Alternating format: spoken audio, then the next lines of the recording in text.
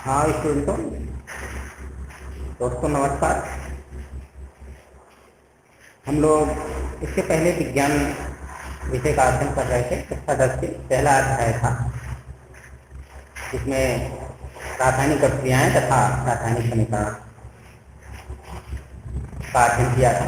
उसी में हम लोगों का जो लास्ट टॉपिक बचा हुआ है, इससे पहले हम लोगों ने रासायनिक समीकरण पढ़ लिए कि कौन कौन से क्रियाएं रासायनिक होती है, कौन सी भौतिक होती है, तथा वो रासायनिक समीकरण क्या होते हैं, क्रियाएं क्या होती हैं, उन्हें किस तरह लिखते हैं और कितने तरह की रासायनिक प्रक्रियाएं होती हैं,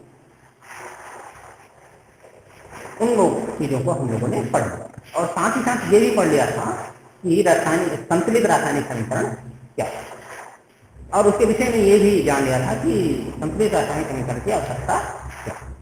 इन सारी चीजों को हम लोगों ने पढ़ा। और क्रिया के प्रकार में हम लोगों ने लगभग 4-5 प्रकार की क्रियाएं पढ़े थे।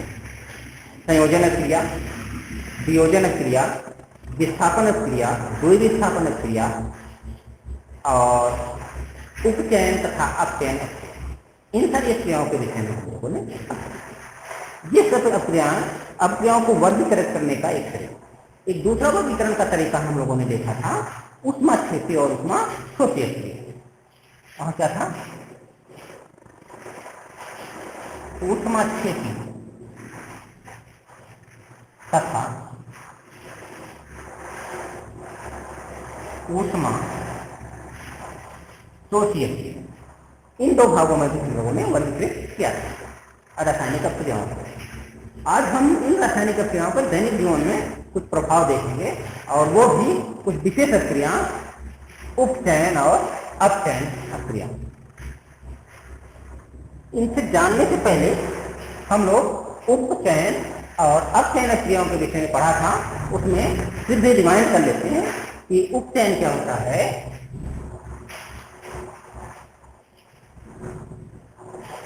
उपचयन रासायनिक अभिक्रिया।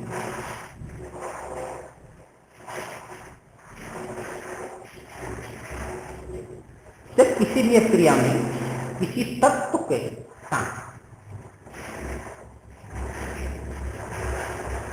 ऑक्सीजन का ह्रास हो जाए, ऑक्सीजन उसमें से निकल जाए उस यौगिक तरह, तो कंपाउंड है जो यौगिक है, वो अगर अभिक्रिया में भाग ले रहा है कारक के रूप में, तो उस यौगिक से ऑक्सीजन का निकल जाना या हाइड्रोजन का जुड़ जाना उपचयन कहलाता है।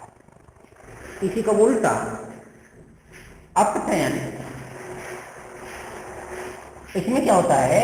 ऑक्सीजन का जुड़ जाना तथा हाइड्रोजन का निकल जाना आपका अपचयन क्रिया कहलाती।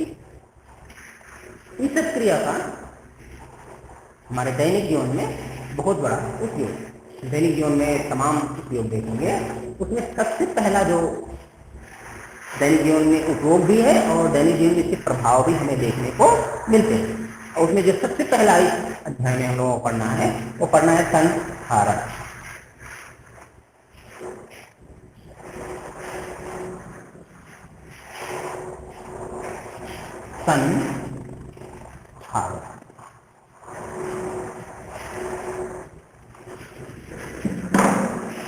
संधारण क्या होता है?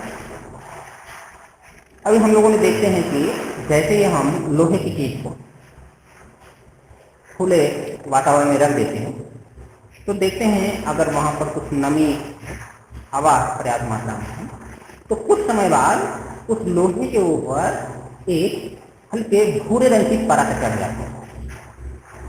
ठीक, ये परत क्या होती है? ये परत जो चढ़ जाती है, इससे क्या होता है? लोहे का क्षरण हो जाता है। उसमें क्या होता है कि जैसे ही लोहा होता है, ऐसी परत, और जैसे ही हम इसे वातावरण में खुला रख देते हैं, वहां पर ये ऑक्सीजन से रिएक्शन करके ये बनाता है Fe2O3, फेरिक ऑक्साइड। और ये फेरिक ऑक्साइड हल्के भूरे रंग का पदार्थ, जिससे क्या होता है कि लोहे की ऊपरी परत खरित हो जाती है, ऊपरी परत नष्ट हो जाती है। धीरे धीरे ये बार बार क्रिया होती रहती है और लगातार ये क्षरण होने के बाद लोहा और खुले वातावरण में है तो वो नष्ट हो जाता है। तो यहाँ कौन सी क्रिया हो रही है? ये लोहा है तत्व, इसमें क्या होता है ऑक्सीजन से क्या हो, ऑक्सीजन जुड़ जा रहा है। तो ये किसका उदाहरण है? ये उदाहरण है उपचयन अभिक्रिया का। किसका है? उपचयन अभिक्रिया।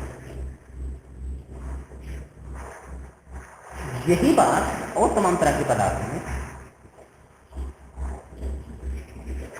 जैसे जब आप पीतल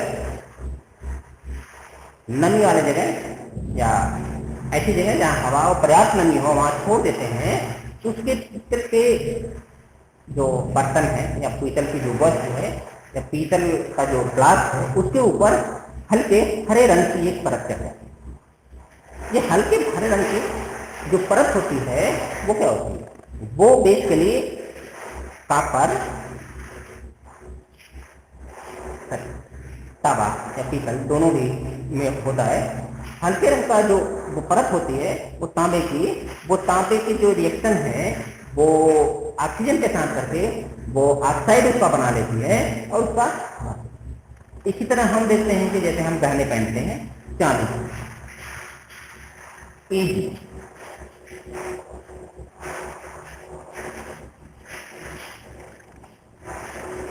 हम देखते हैं कि हमारे जो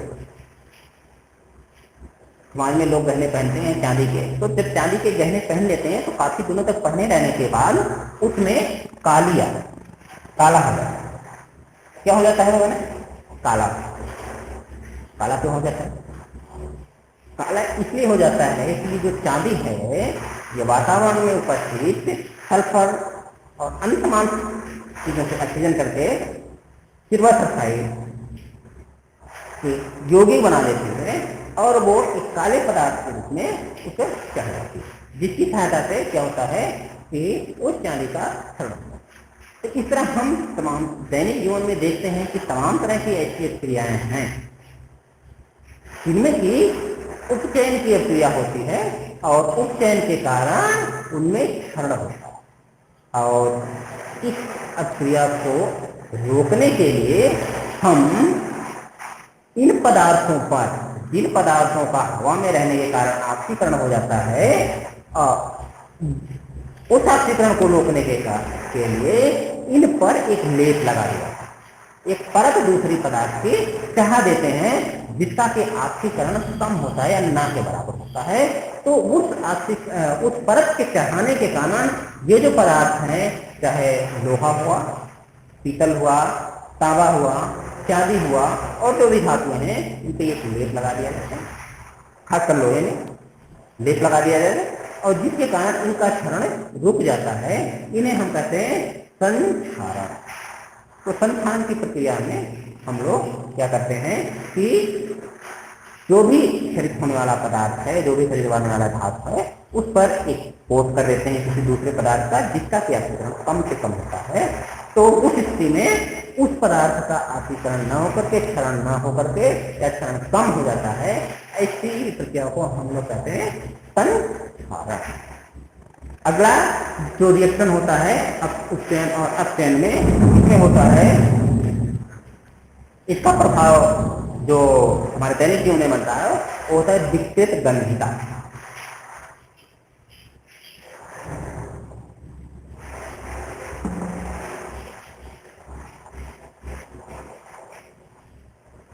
विकृत गंधिता,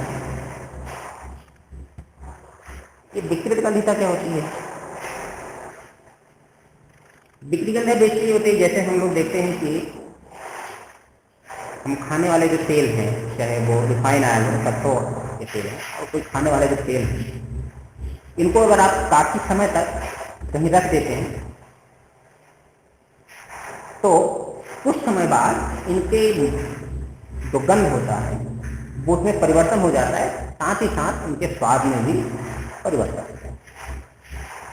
तो ये जो क्या होती है इसे कहते हैं विकृत गंधता। जब उसका गंध, उसका सुगंध जो है वो विकृत हो जाता है, दुर्गंध टाइप की आने लगती है या दूसरे तरह के उसका गंध आने लगता है। तो ये देखिए होता क्यों है, ये मुख्यतः इसलिए होता है कि जो तेल होता है वो जब ऑक्सीजन के संपर्क में आता है तो ऑक्सीजन के संपर्क में अक्रिया करके ऑक्सीकरण होकर के वो नए पदार्थ का निर्माण करता है, जिसके कारण कि उसका गंध और स्वाद दोनों क्या होते हैं, बदल जाते हैं।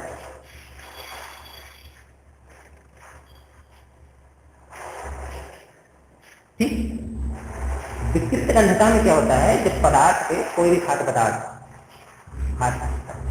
तेल, वसा, वसी चीजें, फैटी चीजें, जब उनको हम काफी समय तक आप रख देते हैं तो उनके गंध और स्वाद दोनों में परिवर्तन आ जाता है।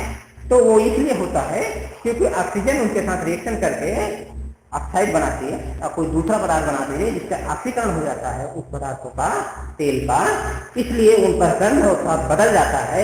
इसको हम लोग कहते हैं विकृत गंधिता।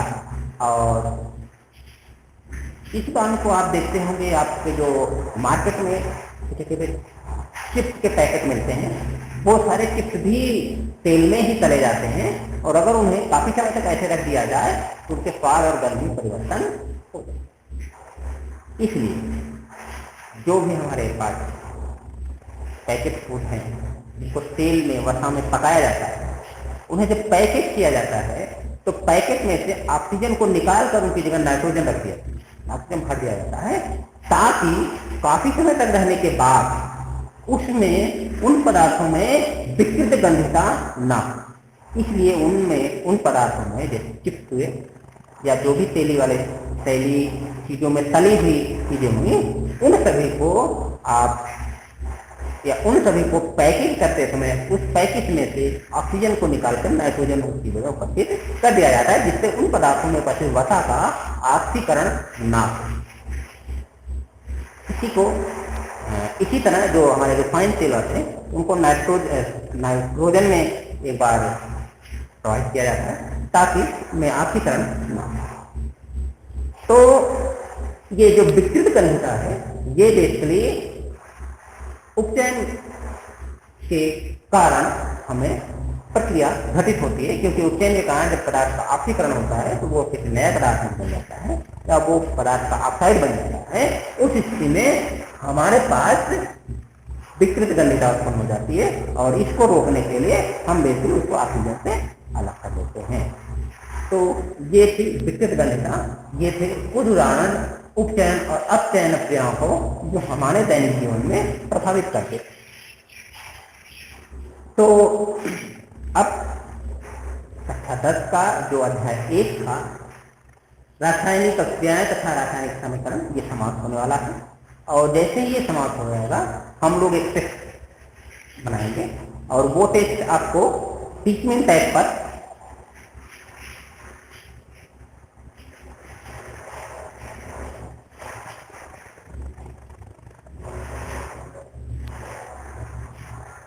टीचमेंट टाइप पर हमारी क्लास की आईडी जो कि ग्रुप में पड़ी हुई है, उस ग्रुप में आप हमारे क्लास आईडी के साथ ज्वाइन हो जाइए। हमें ये ज्वाइन करने का रिक्वेस्ट दे दीजिए और उसके साथ से जैसे ही आप ज्वाइन होंगे हम टीचमेंट टाइप पर इस पूरे क्लास का एक टेस्ट ऑर्गेनाइज करेंगे और वो टेस्ट में आप प्रतिभाग कर सकते हैं। और टेस्ट में प्रतिभाग करने के आप करिएगा और जैसे ही टेस्ट में आप प्रतिभाग करेंगे उसका इवैल्यूएशन भी कर दिया जाएगा और उसके बाद आपको ये बता दिया जाएगा कि आपने कितना सीखा। तो हमारी कोशिश है कि इस क्लास के बाद अब जब हम टेस्ट ऑर्गेनाइज करेंगे तो आप लोग ज़्यादा से ज़्यादा लोग ऐप से जुड़ करके, हमारी क्लास आईडी से जुड़ करके आप टेस्ट दें। इसके बाद हम लोग कुछ सवाल कर लेते हैं इसी चैप्टर से, इसी अध्याय से संबंधित। चलिए इसको दो उदाहरण देखते हैं।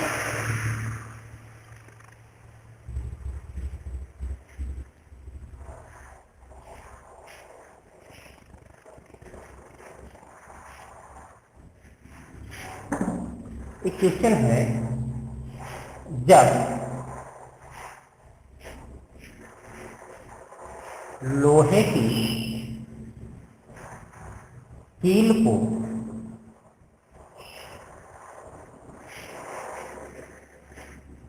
कॉपर सल्फेट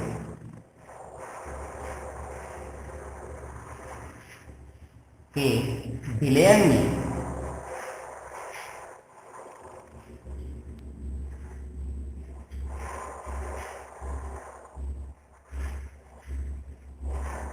डुबोया जाता है तो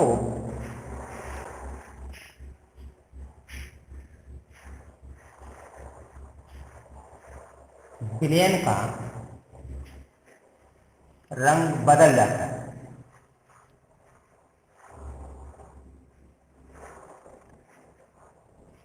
ठीक आ जा रहा है कि जैसे ही किसी लोहे की कील को कॉपर सल्फेट के विलयन में डुबोते हैं तो विलयन का रंग बदलता है। ऐसा क्यों?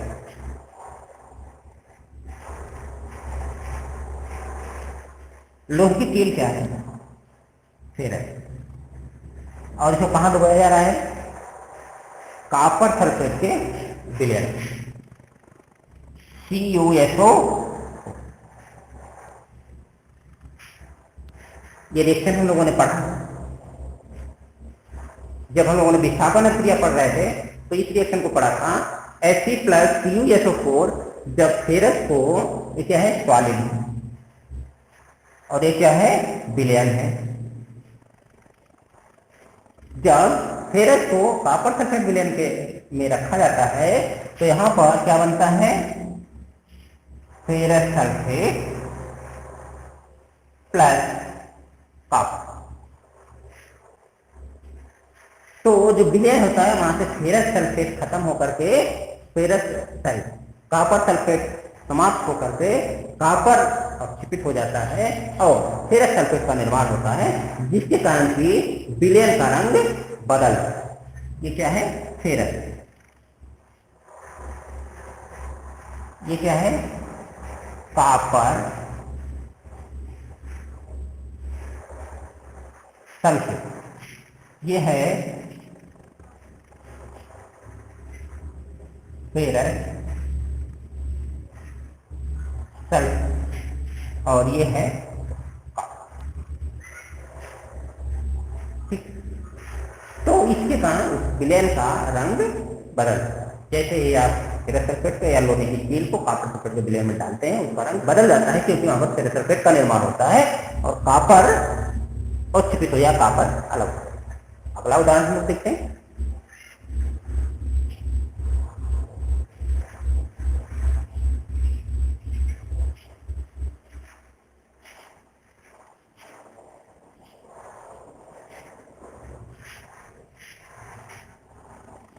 निम्न अभिक्रियाओं में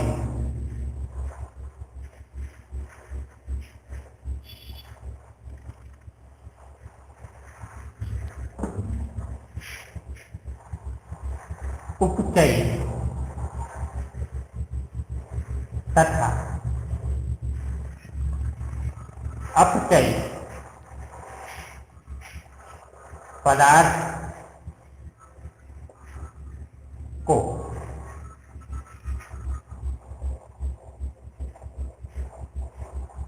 लिखिए। नंबर 1 है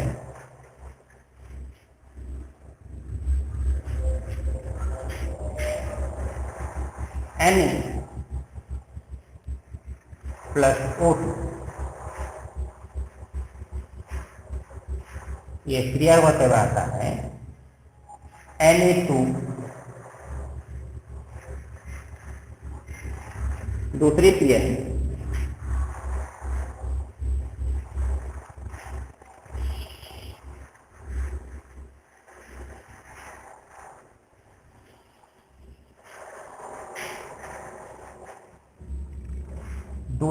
है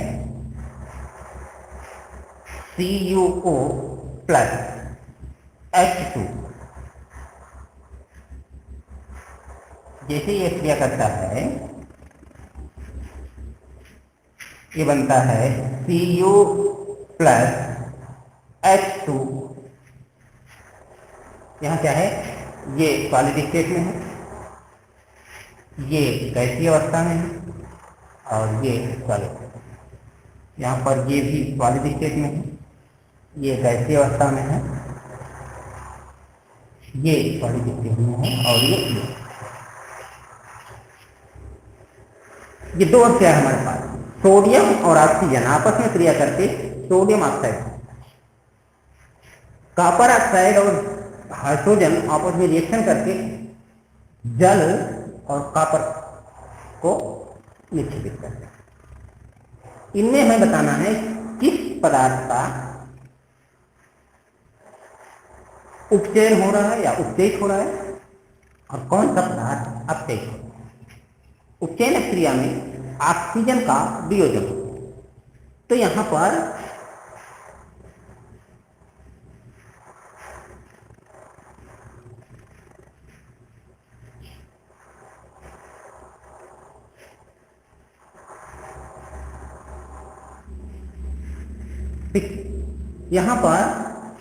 अपचयन क्रिया में ऑक्सीजन का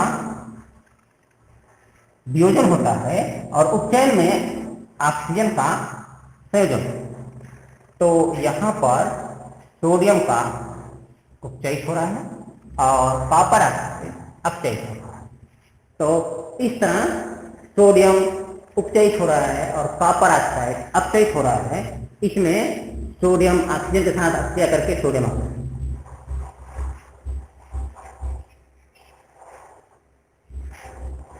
तो इस तरह हम लोग ये देख रहे हैं कि उपचयन और अपचयन में, उपचयन में ऑक्सीजन का संयोजन होता है, अपचयन में ऑक्सीजन का वियोजन होता है। तो इस तरह उपचयन में ये क्रिया हो रही है और अपचयन में ये क्रिया। इसी तरह अगला उदाहरण हम लोग देखते हैं।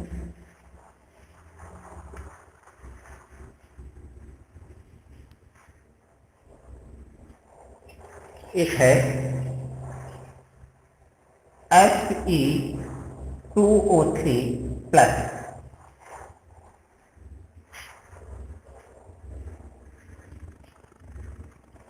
ये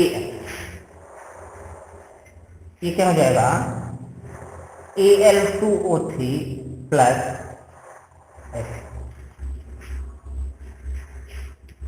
फेरिक ऑक्साइड है, एल्युमिनियम। ये रिएक्शन करते हैं तो एल्युमिनियम ऑक्साइड और ये क्या है, ये है रेडॉक्स अक्रिया।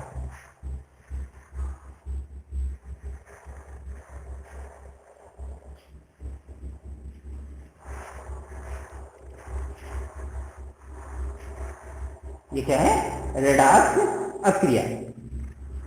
इस रेडॉक्स अक्रिया में क्या हो रहा है, उपचयन और अपचयन दोनों क्रियाएं होती हैं। उपचयन और अपचयन दोनों प्रकार की क्रियाएं होती हैं। जैसे यहाँ फेरिक ऑक्साइड से ऑक्सीजन निकल जा रहा है और एल्युमिनियम में ऑक्साइड जुड़ जा रहा है, तो ये है उपचयन हो रहा है एल्युमिनियम का और फेरिक ऑक्साइड का अपचयन हो रहा है। इसलिए ये क्या है, रेडॉक्स अक्रिया, उपचयन और अपचयन अक्रिया।